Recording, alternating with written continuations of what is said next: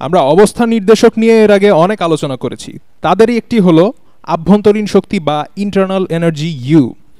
এই পিভি ডায়াগ্রামের যে কোনো বিন্দুতে আভ্যন্তরীণ শক্তির মান হবে শুরুর এ বিন্দুতে মানের সমান। যেমন ধরা যাক যদি এই বিন্দুতে ইউ এর মান 5 হয়, তারপর পুরো কার্ণচক্রটা ঘুরে আমরা যখন আবার এই বিন্দুতে ফিরে আসবো তখন ইউ এর মান 5ই থাকবে, এর মান বদলাবে না। ওই পর্যন্ত যাওয়ার জন্য আমরা যাই করি না কেন তাতে এর মান বদলাবে না। আমরা যেভাবে যেই পথ ঘুরেই আবার এ বিন্দুতে ফিরে আসি না কেন ইউ এর মান সবসময় একই থাকবে।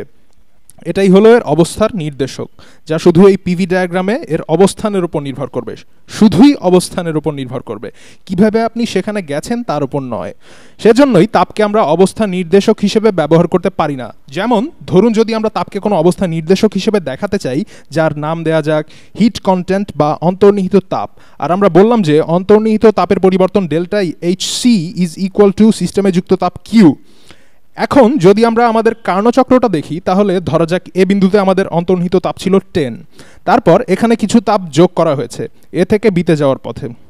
বি থেকে সিতে যাওয়ার পথে কিছুই হয়নি কারণ এটা ছিল রুদ্ধতাপীয় প্রক্রিয়া। তারপর সি থেকে ডিতে যাওয়ার সময় কিছু তাপ বের হয়ে গেছে যা ছিল প্রথমে যুক্ত তাপের চেয়ে কম, আর এখানে এমন কিছু করা হয়নি যাতে তাপের কোনো হেরফের হয়। তো আমরা সিস্টেমে কিছু তাপ যোগ করেছি, তাহলে এক্ষেত্রে কার্ণর চক্র পূর্ণ করার পর সিস্টেমে যুক্ত নেট তাপের পরিমাণ হবে Q is equal two Q1 minus Q2, কারণ আমরা জানি যে Q1 Q2 এর চেয়ে বড়। সিস্টেমে যুক্ত নেট তাপ হবে সিস্টেম দ্বারা কৃত কাজের সমান, কারণ আভ্যন্তরীণ শক্তি বদলায়নি।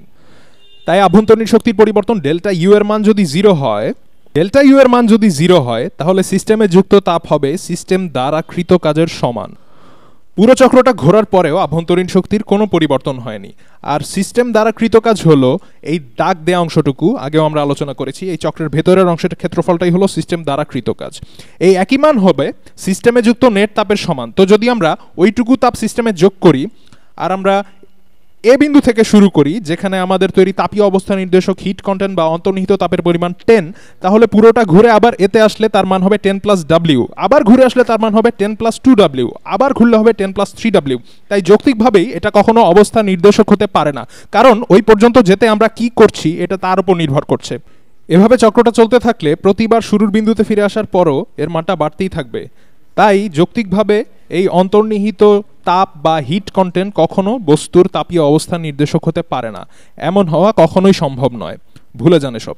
এখন আমরা জানি যে আমাদের যুক্ত তাপ Q1 এর পরিমাণ ছিল বের হয়ে যাওয়া Q2 এর চেয়ে বেশি। এখানে একটা ইন্টারেস্টিং ব্যাপার আছে, আমরা এখানে বেশি তাপমাত্রায় তাপ যোগ করেছিলাম আর এখানে আমরা তার চেয়ে কম তাপমাত্রায় আরও কম তাপ বের করে নিলাম। তাহলে হয়তো এখানে আমরা আরেকটা অবস্থা নির্দেশক বের করতে পারি যার মান এই পুরো চক্র ঘুরে আবারও এ বিন্দুতে আসার পরেও একই থাকবে। আমরা এখানে জাস্ট একটা পরীক্ষা করব এখন। তাহলে ধরা যাক আমরা নতুন একটা অবস্থা নির্দেশক বা স্টেট ভ্যারিয়েবল বের করব যাকে আমরা প্রকাশ করব এস দিয়ে। আর ধরা যাক এস এর পরিবর্তন ডেল্টা এস, আমরা সবকিছু এখানে আসলে ধরে নিচ্ছি। ডেল্টা ইজ ইকুয়াল টু সিস্টেমে যুক্ত তাপ কিউ ভাগ যে তাপমাত্রায় সিস্টেমে ওই তাপ যুক্ত হয়েছে সেই তাপমাত্রা টি। আমরা এখনো জানি না এই ব্যাপারটার মানে আসলে কি দাঁড়াচ্ছে, হয়তো পরের আরও কিছু ভিডিও দেখার পরে আপনারা এই ব্যাপারে পরিষ্কার হবেন, কিন্তু এখন দেখা যাক যে এটা যৌক্তিক কোনো অবস্থা নির্দেশক কিনা। কাজটা আমরা করব কার্ণচক্রের সাহায্যেই। যেমন ধরা যাক যদি এ বিন্দুতে এস এর মান 100 হয় আর যদি পুরোটা ঘুরে আবার এতে আসার পরও এস এর মান 100ই থাকে, তবে এসকে একটা যৌক্তিক অবস্থা নির্দেশক বলা যাবে। অর্থাৎ এস এর পরিবর্তন ডেল্টা এস এর মান 0 হবে। তো তাহলে আমরা এখানে লিখতে পারি যে পুরো চক্র একবার ঘুরে আসার পর এস এর পরিবর্তন ডেল্টা এস, লিখছি আমি অন্য রঙে লিখছি, ডেল্টা এস এখানে সি দিয়ে বোঝানো হচ্ছে যে কার্ণচক্র ঘুরে আসার পর ইজ ইকুয়াল টু এ থেকে বিতে যাওয়ার সময় T1 তাপমাত্রায় Q1 পরিমাণ তাপ যোগ করা হয়েছে, তাই এখানে হবে Q1 by T1।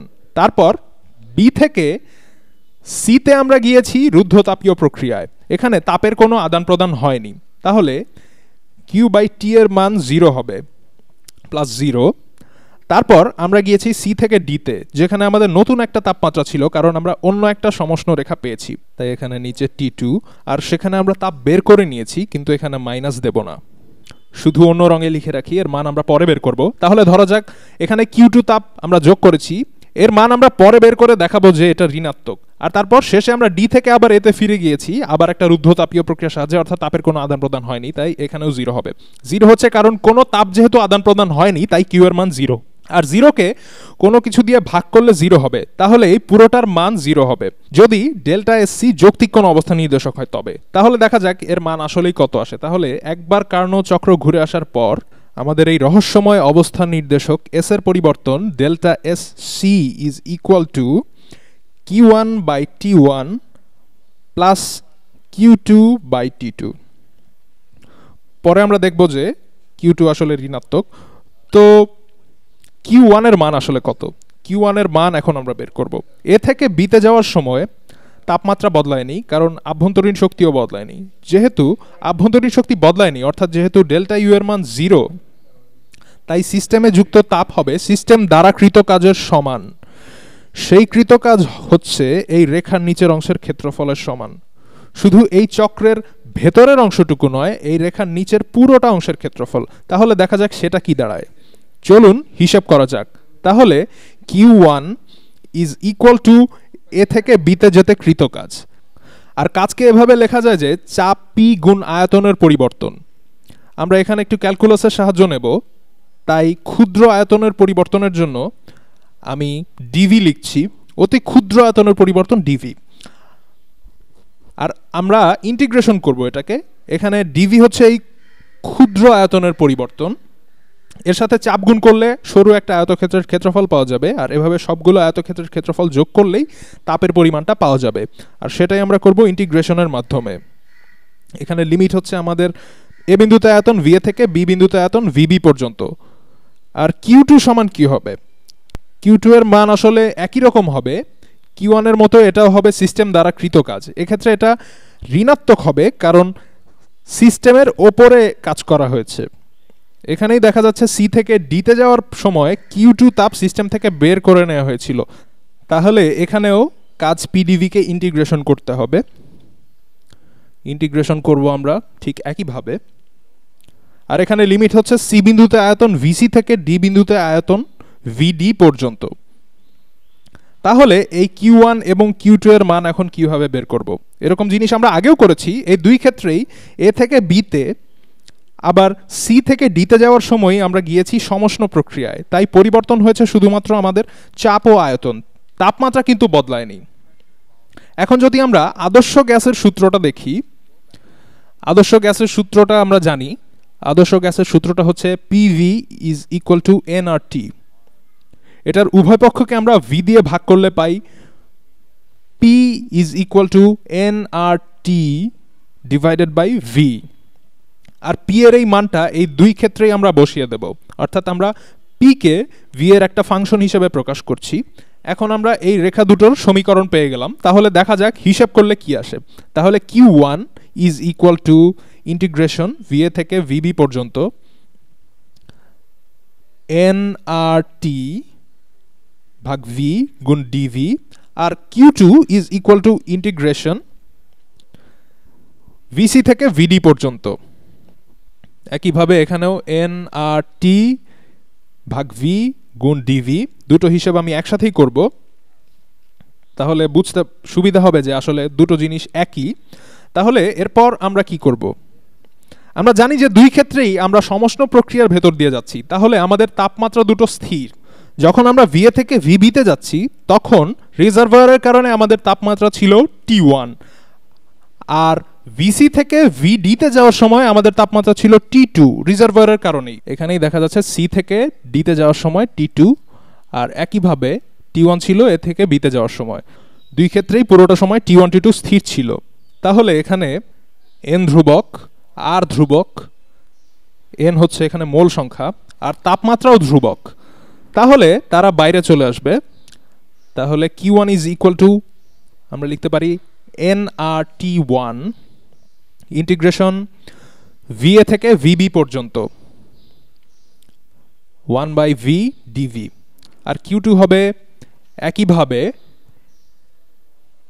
nRT2 integration VC থেকে ভিডি পর্যন্ত 1/v dv।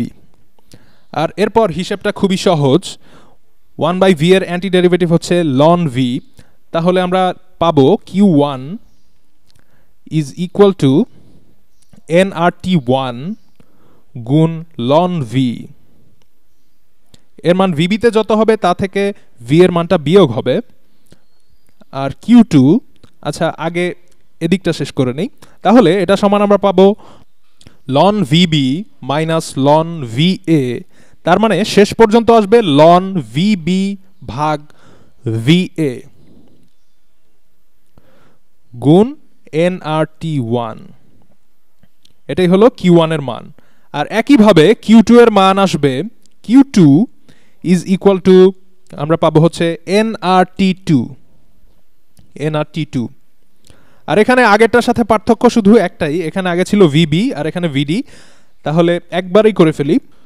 এখানে হবে ln vd, আর আগে ছিল va আর এখানে vc, তাহলে vd ভাগ vc।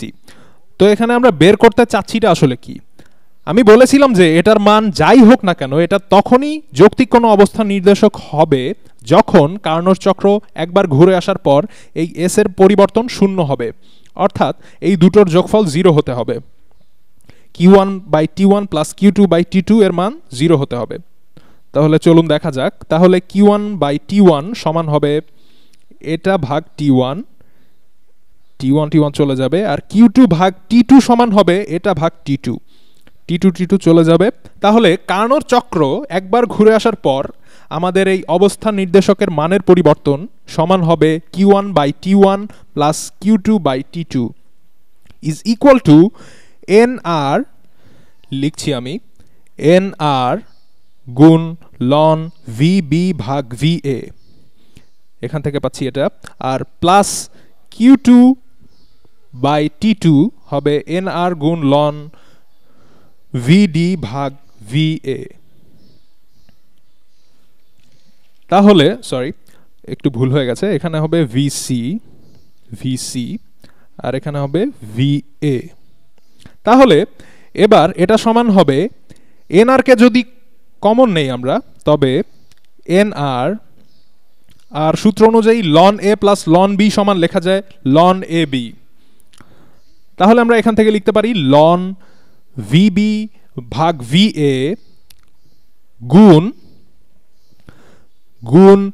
vd ভাগ vc, আর এটাই হলো আমাদের s এর পরিবর্তন যেটা নিয়ে আমরা কাজ করছি। তাহলে এবার দেখা যাক কি হয়, এটা সমান আসলে কি হবে, কি করলে খুব সহজে এটা সমাধান করা যাবে একটু ভেবে দেখা যাক। আমরা এটা লব আর হরকে একটু অন্যভাবে সাজাবো, এখন এমনভাবে সাজাবো যে তার উত্তরও vb ভাগ va গুণ vd ভাগ vc হয়। একটু ভেবে নেই কি করলে সহজ হবে। ঠিক আছে, তাহলে এইটুকুকে আমরা এভাবে লিখতে পারি যে ln vb ভাগ va ভাগ, এটাকে এটার সাথে গুণ করার বদলে আমরা লিখতে পারি যে vc ভাগ vd। তাহলে দেখা যাক এরপরে কি হয়। আমরা শুধু একটু অন্যভাবে ভগ্নাংশটাকে সাজিয়ে লিখলাম, vd ভাগ vc দিয়ে গুণ করার বদলে আমি vc ভাগ vd দিয়ে ভাগ করলাম। তাহলে এখন নিশ্চয়ই বুঝতে পারছেন যে এর আগের ভিডিওটা আমি কেন করেছিলাম, এইটুকু সমান কি হবে। আগের ভিডিওতে আমি দেখিয়েছিলাম যে vb ভাগ va is equal two vc ভাগ vd, আগের ভিডিওতে আমরা এটা প্রমাণ করেছিলাম, আর তাই এই প্রমাণটাকে আমরা এইখানে কাজে লাগাতে পারি। দেখাই যাচ্ছে যে এখানে লব ও হর সমান, আর যেহেতু এরা সমান তাই এদের ভাগফল হবে 1, এদের ভাগফল হবে 1। তাহলে এরপর কি হবে, তাহলে ডেল্টা এস সি সমান আসলো nr ln 1, আর আমরা জানি যে ln 1 এর মান হচ্ছে 0, তাহলে n গুণ r গুণ 0 এর উত্তর হবে 0। তাহলে শেষ পর্যন্ত উত্তর 0 আসলো। তাহলে আমরা তাপের অবস্থা সম্পর্কিত একটা অবস্থার নির্দেশক পেয়ে গেছি। এখন বলা যায় যে s এর পরিবর্তন delta s is equal to সিস্টেমে যুক্ত তাপ q, সিস্টেমে যুক্ত তাপ কিউ ভাগ যেই তাপমাত্রায় ওই তাপ যোগ করা হয়েছিল সেই তাপমাত্রা টি। এটা একটা যৌক্তিক অবস্থা নির্দেশক। যদিও এখনো বোঝা যাচ্ছে না যে এটা আসলে কোন ধরনের মাইক্রোস্টেট নির্দেশ করছে, কিন্তু এটুকু বোঝা যাচ্ছে যে এটা কোনো কিছুর কোনো একটা বৈশিষ্ট্য নির্দেশ করছে। যদি শুরুর এ বিন্দুতে এস এর মান 10 হয়, তবে পুরো চক্র ঘুরে আসার পরে এস এর পরিবর্তন হবে 0, অর্থাৎ মান 10ই থাকবে। আবার যদি সিতে এস এর মান 15 হয়, আর যে পথে ঘুরেই আমরা ফিরে আসি না কেন, এখানেও এস এর মানের পরিবর্তন 0 হবে, অর্থাৎ মান 15ই থাকবে। অর্থাৎ শুরুতে যে মান ছিল, চক্রটা ঘুরে আবার এখানে আসার পর মানটা একই থাকবে। তাহলে এইটুকু বোঝা যাচ্ছে যে এস কোনো একটা অবস্থান নির্দেশক, কিন্তু কোন অবস্থা নির্দেশ করছে সেটা ঠিক বোঝা যাচ্ছে না। এর মানেটা আসলে কি সেটা নিয়ে আমরা পরের ভিডিওতে আলোচনা করব।